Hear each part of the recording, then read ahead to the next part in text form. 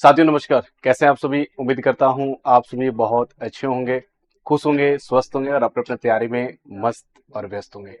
मैं विकास भोसले आप सभी को द ऑफिशियल एकेडमी में दिल से स्वागत करता हूं। साथ ही साथ 15 मिनट के शो में भी स्वागत करता हूं। साथ ही आज का 15 सवाल थोड़ा कठिन है, उत्कृष्ट है, तो आप कोशिश करिएगा कि 15 में से कम 10 सही हो। ठीक है, तो चलिए साथी स्टार्ट करता हूं। आप सबको बहुत बहुत धन्यवाद। अगर सेशन आपको अच्छा लगता है तो सेशन को लाइक करना बिल्कुल मत भूलिएगा।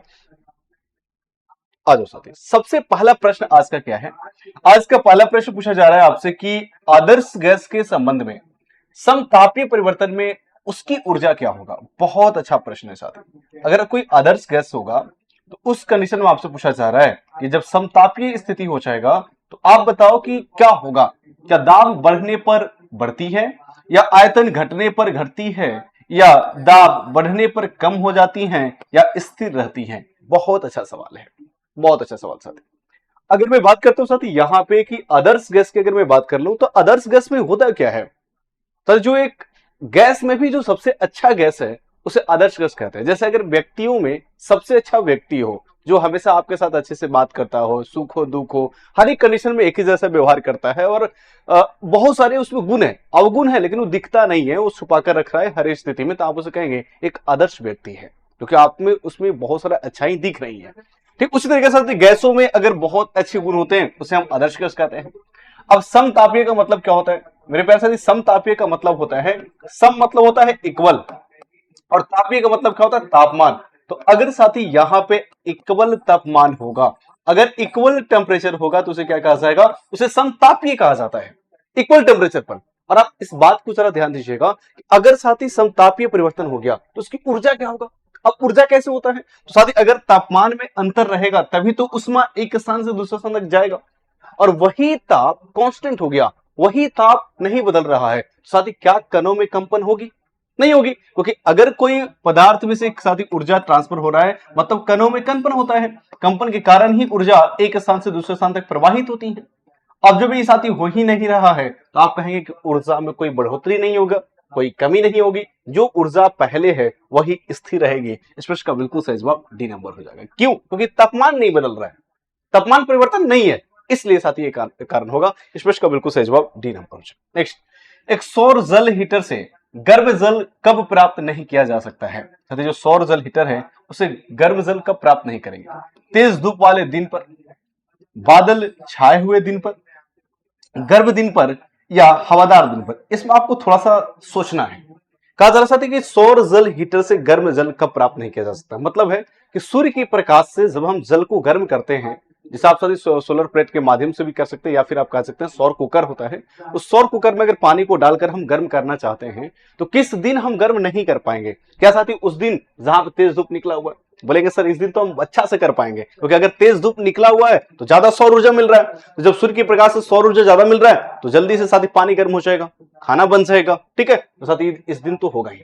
बादल छाए हुए दिन, साथी जब बादल छाए हुए दिन होता है तो आप देखेंगे जो सौर ऊर्जा होता है वो कम प्राप्त होता है, और कम जब प्राप्त होगा तो उस कंडीशन में साथी पानी गर्म करने में बहुत ज्यादा समय लगेगा, यानी गर्म नहीं कर पाएंगे।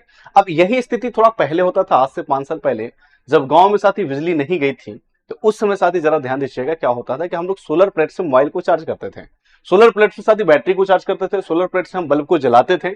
लेकिन किसी दिन बादल छा गई 4-5 दिन तो फिर वही दिक्कत होता था, मोबाइल ऑफ हो जाता था, बल्ब नहीं जलती थी, रात के अंधेरे छा जाते थे, है ना।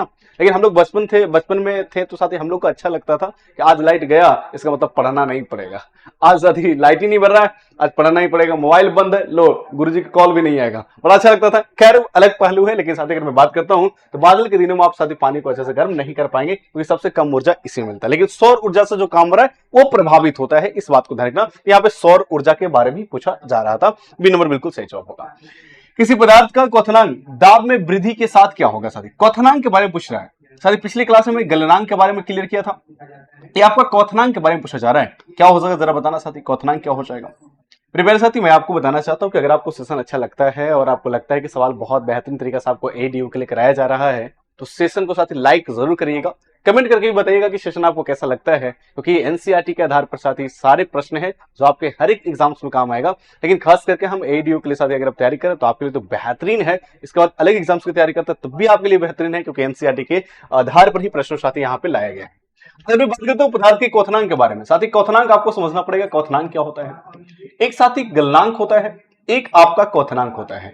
अगर मैं गलनांक की बात करता हूं तो जब साथी जो ठोस पदार्थ है, जो साथी ठोस पदार्थ है जिस न्यूनतम ताप पर ठोस से द्रव्य बदलना शुरू करता है, उस न्यूनतम टेम्परेचर को हम क्या कहते हैं साथी, गलनांक कहते हैं। लेकिन वही द्रव अगर साथी वाष्प में बदलना शुरू कर देता है तो उस न्यूनतम तापमान को हम क्वथनांक कहते हैं। तो पदार्थ कोई भी हो जिसको गर्म करने पर आयतन बढ़ता हो, गर्म करने पर आयतन घटता हो, वो गलनांक में देखा जाता है, लेकिन क्वथनांक में नहीं देखा जाता है। अगर आप साथी बढ़ रहा है तब भी, आयतन घट रहा है तब भी, सभी पदार्थों को जब आप दाब में वृद्धि करेंगे तो उसका क्वथनांक बढ़ जाता है। अब दाब में अगर कमी करेंगे तो क्वथनांक घट जाता है, चाहे पदार्थ कोई भी हो। क्या देना साथी, सभी पदार्थ में क्वथनांक दाब में वृद्धि के साथ क्या होता है, बढ़ता है। साथी क्या होता है, बढ़ता है। ए नंबर साथी बिल्कुल सही जवाब हो जाएगा, इस बात को ध्यान रखिए साथी। आगे बढ़ने से पहले मैं आपको जरूरी सूचना दे देता हूं कि साथी एईडीओ की अगर आप तैयारी करना चाहते हैं, बेहतरीन तरीके से अगर पढ़ना चाहते हैं तो हमारे साथ साथी इसमें जुड़ सकते हैं। इस बैच ऑफलाइन बैच है साथी, 8 सितंबर से हमारे नया टोला सेंटर वाला केंद्र पे सेंटर में साथी उपलब्ध हो रही है। तो आप ध्यान रखना साथी, अगर ऑफलाइन में पढ़ना चाहते हैं तो आप साथी पटना के इर्द गिर्द कहीं पे भी रहते तो अगर आना भी इच्छुक हैं आप आ सकते हैं तो आ जाइए 8 सितंबर के पहले साथी, क्योंकि 8 सितंबर से बैचेस हमारे नया टोला सेंटर पर साथी आपका संचालित होगी, तो आप इसमें साथ एनरोल जरूर हो जाएगा। नेक्स्ट, संगलन का गुप्त उष्मा साथी पूछ रहा है। संगलन का जो गुप्त उष्मा क्या हो जाएगा जरा बताना साथी, इसका आंसर क्या होगा। अगर मैं गुप्त उष्मा की बात करूं साथी तो जो आपका गुप्त उष्मा होता है, ये गुप्त उष्मा दो प्रकार का होता है। एक साथी आपका होता है द्रवण की गुप्त उष्मा, इसी द्रवण की गुप्त उष्मा को गलन के गुप्त उष्मा कहा जाता है, या इसी को साथी कहा जा रहा है संलग्न, क्या कहा जाता है, संगलन कहा जा रहा है, क्या इसी को संगलन कहा जाता है। और दूसरा जो आपको होता है उसे हम कहते हैं वाष्पन की गुप्त उष्मा साथी, क्या होगा, वाष्पन का गुप्त उष्मा होता है। अब जरा समझिएगा, अगर द्रवण की गुप्त उष्मा होगा इसका मतलब है कि ठोस पदार्थ साथी जिस उष्मा को प्राप्त करके द्रव में बदलता है उसे हम द्रवण की गुप्त उष्मा कहते हैं। जब वही द्रव उष्मा को प्राप्त करके वाष्प में बदलता है तो उसे वाष्पन की गुप्त उष्मा कहते हैं। तो साथी आपसे सवाल पूछा जा रहा है कि जो आपका संगलन का गुप्त उष्मा है ये क्या करता है, क्या ये द्रव से गैस में बदलता है, या ठोस से गैस में बदलता है, या ठोस से प्लाज्मा अवस्था में बदलती है, या साथी ठोस से द्रव में बदलती है। जरा कमेंट करके सभी लोग बताएंगे इस प्रश्न का सही जवाब क्या होगा। फिर मेरे साथी मैं आपको बता दूं कि जो आपका पदार्थ होता है इसका मुख्यतः अवस्था 3 होती है, ठोस, द्रव और गैस। चौथी अवस्था भी होती है जिसे आप प्लाज्मा कहते हैं, और पांचवा अवस्था भी होती है जिसे पोस्ट आइंस्टीन कंडेंसेट कहा जाता है। लेकिन अगर मैं गुप्त उष्मा की बात करता हूं तो ठोस से द्रव में बदलने के लिए या द्रव से वाष्प में बदलने के लिए प्रयोग किया जाता है। साथ ही अगर मैं संगलन की बात करें, गलन की बात करें, द्रवण की बात करें, ये ठोस से द्रव में बदलने के लिए प्रयोग किया जाता है। डी नंबर साथ बिल्कुल सही जवाब हो जाएगा, इस बात को आप ध्यान में रखें। नेक्स्ट, ऊनी कपड़े सूती वस्त्रों की अपेक्षा गर्म होते हैं, क्यों साथी। आप जिससे ठंडे के मौसम में आप ऊनी कपड़ा पहनते हैं, गर्मी के मौसम में साथी पतला कपड़ा पहनते हैं। अब क्यों नहीं आप ठंडे के मौसम में भी पतले कपड़ा पहन लेते हैं, सूती वस्त्र पहन लेते हैं, क्योंकि ज्यादा ठंडा लगेगा। लेकिन ऊनी क्यों पहनते हैं साथी, ऊनी इसलिए पहना जाता है क्योंकि ऊनी वस्त्र जो होता है थोड़ा मोटा होता है। मोटा होने के कारण साथी उसके बीच में जो होता है हवा एंट्री कर जाती है, और हवा उष्मा का कुचालक है। जब उष्मा का कुचालक होगा तो बाहर की जो टेम्परेचर है उसको अंदर नहीं जाने देगा, और जो आपके बॉडी का टेम्परेचर है उसको बाहर नहीं आने देगा। यानी कि एक रोधक के रूप में काम करता है कि बाहर के टेम्परेचर की उष्मा को ना तो अंदर जाने देता है, और जो आपकी बॉडी गर्म हुआ है उसका टेम्परेचर बाहर नहीं आने देता है। इसलिए साथी क्या किया जाता है, तो आप ऊनी कपड़ा जो होता है सूती वस्त्रों से अपेक्षा गर्म ज्यादा होता है, आप देखेंगे, इसलिए ठंडा में आप ऊनी कपड़ा का प्रयोग करते हैं। ताप के अच्छे शोषक नहीं सकते, अगर ताप के अच्छे शोषक होता तो क्या करता, आपका बॉडी का जो टेम्परेचर है उसको शोषित कर लेता, और फिर आपको ऊनी कपड़ा पहनते फिर भी आपको ठंडा लगता। लेकिन ये ताप को शोषक नहीं होता है, याद रखना साथी। अच्छे रोधक होता है, ताप के अच्छे रोधक रोकता है, बाहर के टेम्परेचर अंदर नहीं जाने देगा और अंदर वाला तापमान को बाहर नहीं आने देगा। ये साथी कारण है इसका, बी नंबर बिल्कुल सही जवाब। नेक्स्ट, निम्न में से किस प्रशीतक का उपयोग आजकल नहीं होता है साथी, क्या वो अमोनिया है, क्या सल्फर डाइऑक्साइड है, या कार्बन डाइऑक्साइड है, या फ्रियोन होता है साथी। किसका प्रयोग नहीं किया जाता साथी, अमोनिया का प्रयोग किया जाता है औद्योगिक क्षेत्र में, जो इंडस्ट्रियल एरिया होता है वहां पे प्रयोग किया जाता है।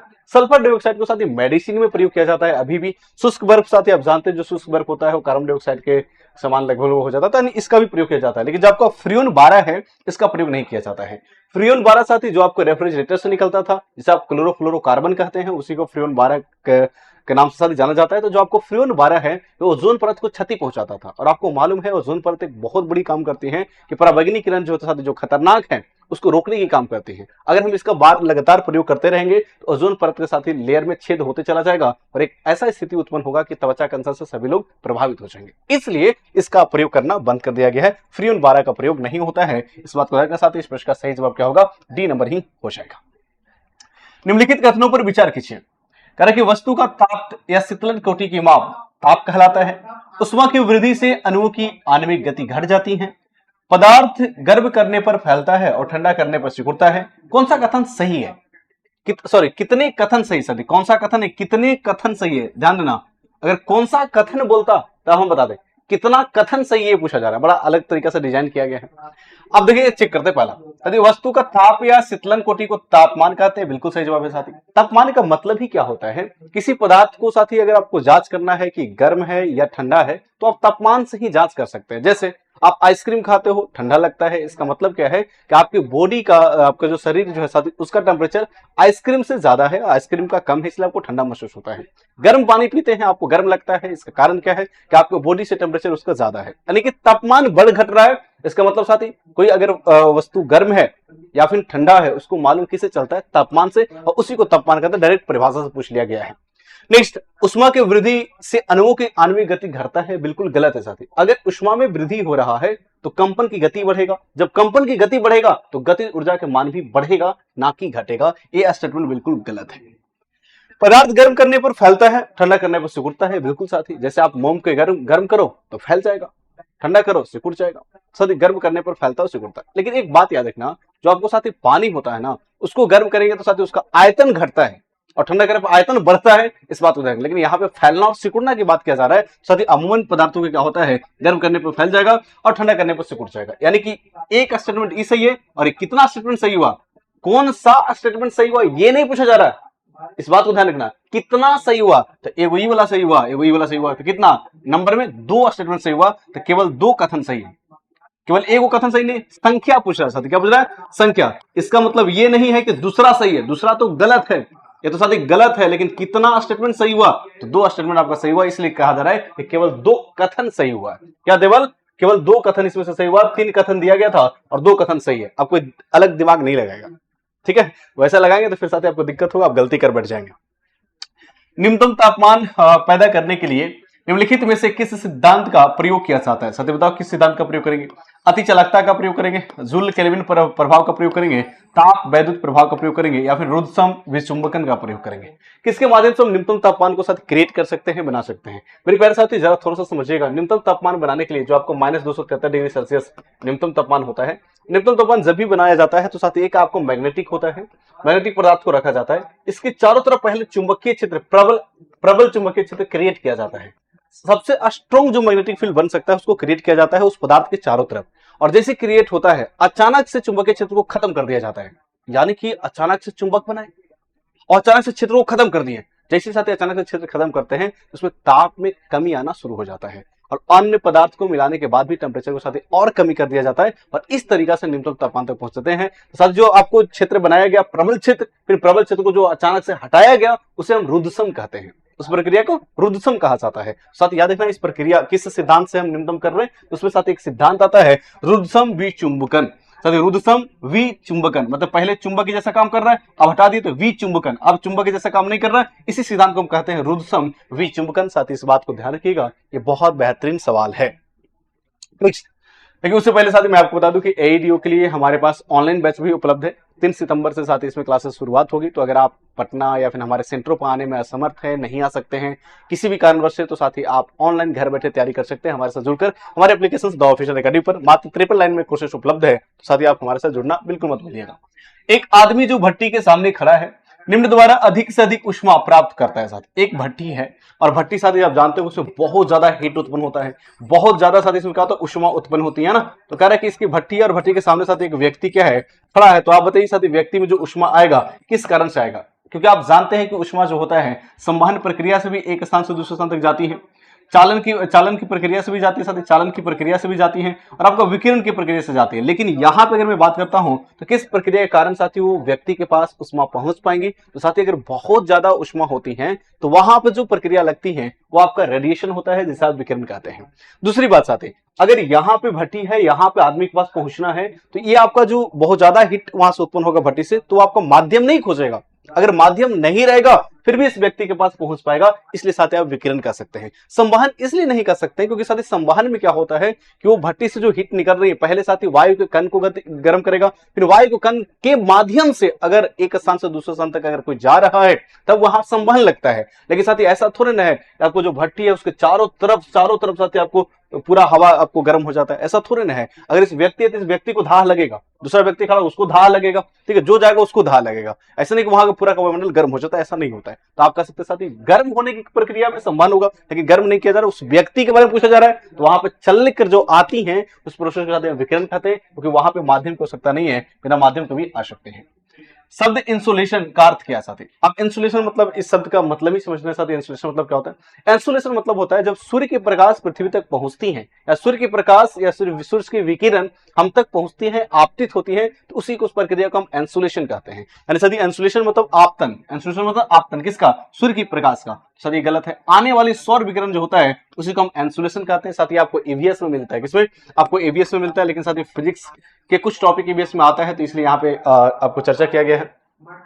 थर्मोस्टेट क्या होता है? अगर मैं थर्मोस्टेट की बात करता हूं साथी, तो थर्मोस्टेट एक आपका यंत्र है और इस यंत्र के माध्यम से साथी आप क्या करते हैं? तापमान को कंट्रोल किया जाता है, तापमान को नियंत्रित किया जाता है साथी। यानी कि थर्मोस्टेट एक ऐसा यंत्र है जिसके माध्यम से हम तापमान को नियंत्रित करेंगे। इसका प्रयोग रेफ्रिजरेटर में किया जाता है, एयर कंडीशनर में किया जाता है, जिसे आप एसी कहते हो साथी। उसमें आप देखिए रेफ्रिजरेटर में अगर टेम्परेचर को कंट्रोल करना है साथी उसमें थर्मोस्टेट यंत्र लगा होता है, आप उसे कंट्रोल कर सकते हैं। एयर कंडीशन में भी कंट्रोल कर सकते हैं, उसमें आप देखते हैं अलग अलग आप स्विच बढ़ाते हैं, इतना डिग्री सेल्सियस इतना डिग्री सेल्सियस, कौन टेम्परेचर कौन कंट्रोल करता है? साथी यही थर्मोस्टेट है, इसी से हम टेम्परेचर को कंट्रोल कर पाते हैं। इस बात को ध्यान रखना साथी, थर्मोस्टेट जो है तापमान को क्या करता है? कंट्रोल करने का, नियंत्रित करने के साथ ही काम करता है। आधुनिक थर्मल फ्लक्स नहीं साथी, संख्या ताप स्थिर रखने का उपकरण। हाँ, ताप को स्थिर रखने के साथ क्या है? एक उपकरण है जिसे थर्मोस्टेट कहते हैं। इस बात को ध्यान रखना, बी नंबर बिल्कुल सही जवाब हो जाएगा।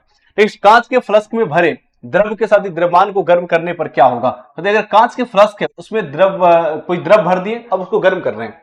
प्रिपेयर साथी, अगर कोई कांच है होगा, तो आप सभी जानते हैं कि अगर कोई कांच है, इस कांच को जैसे ही आप गर्म करोगे साथी, कांच को जैसे आप गर्म करेंगे सबसे पहले तो कांच ही पिघलना शुरू करेगा, कांच पिघलना शुरू करेगा, क्योंकि कांच भी पिघलता है। उसके बाद साथ इसमें जो द्रव है वो भी पिघलेगा, यानी कह सकते हैं कि पहले से जो आपका आयतन है वो बढ़ जाएगा, पहले से आयतन बढ़ जाएगा। लॉजिकली सवाल है, तो मुझे उम्मीद है कि आप समझ पा रहे हैं। साथी घना तो आप परिवर्तित रहेगा, घना तो बढ़ेगा बिल्कुल साथी, लेकिन उससे सटीक अगर मैं बात करता हूँ साथी, उससे सटीक अगर बात करता हूँ तो फ्लास्क में द्रव तल पहले कुछ गिरेगा, मतलब पहले थोड़ा सा कांच भी पिघलेगा, फिर द्रव भी साथी थोड़ा सा आगे बढ़ेगी, तो फिर वो पहले गिरेगी और गिरने के बाद साथी क्या होता है कि बढ़ना प्रारंभ हो जाएगा, फिर और ज्यादा तेजी से उसका फैलना प्रारंभ कर देगा। क्योंकि साथी अगर वहां पर लिक्विड है और आपको कांच है तो निश्चित तौर पर आप कह सकते हैं कि कांच भी पिघल कर क्या होता है? फैलती है ना, कांच भी पिघल कर साथी फैलती है, तो आपका बी नंबर बिल्कुल सही जवाब होगा। नेक्स्ट, वायु में ध्वनि तरंग साथी विचरण करती है। वायु में ध्वनि तरंग कैसे विचरण करेगी? आप सबको मालूम है साथी कि अगर मैं साउंड की बात करता हूं तो साउंड क्या होता है? अनुदैर्ध्य धैर्य होता है। क्या होता है? अनुदैर्ध्य धैर्य होता है साथी। साउंड हमेशा अनुदैर्ध्य धैर्य तरंग होता है, अनुप्रस्थ नहीं होगा। विद्युत चुंबकीय में नहीं आता है, अनुप्रस्थ में नहीं होगा साथी। क्या होगा? अनुदैर्ध्य धैर्य होगा, केवल और केवल अनुदैर्ध्य धैर्य होगा। डी नंबर इसका बिल्कुल सही जवाब होगा। प्रकाश तरंग और ध्वनि तरंग के बीच का साथी किसके कारण आपका मतलब अंतर स्पष्ट कर सकते हैं? तो आप सभी को मालूम है जो आपका प्रकाश होता है, प्रकाश में साथी ध्रुवन की प्रक्रिया होती है और साउंड में ध्रुवन की प्रक्रिया साथी नहीं होती है। ध्रुवन की प्रक्रिया का मतलब होता है कि जहां से तरंग निकले एक ही दिशा में जाना चाहिए, तो साउंड साथी एक ही दिशा में नहीं जा सकता, ये चारों दिशा में जाती है, तो इसका ध्रुवन की प्रक्रिया नहीं होती है। लेकिन अगर मैं प्रकाश की बात करता हूं तो प्रकाश एक दिशा में जा सकता है, टॉर्च के माध्यम से आप एक दिशा में ले जा सकते हैं, तो दोनों तरंग है, लेकिन उसमें ध्रुवन की प्रक्रिया हो रही है, साउंड में नहीं हो रही। इसलिए साथी अंतर कौन कर पाता है? साथी सिर्फ और सिर्फ ध्रुवन कर पाएगा, क्योंकि व्यतिकरण दोनों में होता है, अपवर्तन भी दोनों में होता है, प्रवर्तन भी दोनों में होता है, लेकिन साथी आपको जो ध्रुवीकरण है ये आपको सिर्फ और सिर्फ साथी किसमें होता है? प्रकाश में होता है। स्थिर जल में पत्थर फेंकने पर उत्पन्न साथी तरंग क्या होगा? अगर आप स्थिर जल में पानी पत्थर फेंकते हैं तो आप सबको मालूम है कि साथी द्रव के ऊपरी सतह पर क्या होगा? द्रव की उस ऊपरी सतह पर जो उत्पन्न तरंग होता है उसे साथी कहते हैं अनुप्रस्थ। क्या बोलेंगे? उसे अनुप्रस्थ बोला जाता है। तो आपका अनुप्रस्थ हो जाएगा, क्योंकि अनुप्रस्थ दो जगह है। क्या है? दो जगह है। द्रव की ऊपरी सतह की बात करें या फिर किसी भी ठोस में उत्पन्न की बात किया जाएगा, साथी ठोस में अगर बात किया जाएगा तो अनुप्रस्थ अनुदैर्ध्य धैर्य दोनों होगा, लेकिन द्रव के ऊपरी सतह पर अनुप्रस्थ होता है, द्रव के अंदर अनुदैर्ध्य धैर्य होता है। इस बात को ध्यान रखना। लेकिन साथी यहाँ पे एक प्रेगामी और अप्रेगामी है। प्रेगामी कहने का मतलब साथी क्या होता है कि वैसे तरंग जो अपने स्थान से साथ ही कंपन करेंगे और आगे भी बढ़ेंगे, पीछे भी आएंगे। यानी कि ऊर्जा का जो वाहन करता है, ऊर्जा को जो एक स्थान से दूसरे स्थान तक ले जाएगा, उसे प्रगामी कहा जाता है।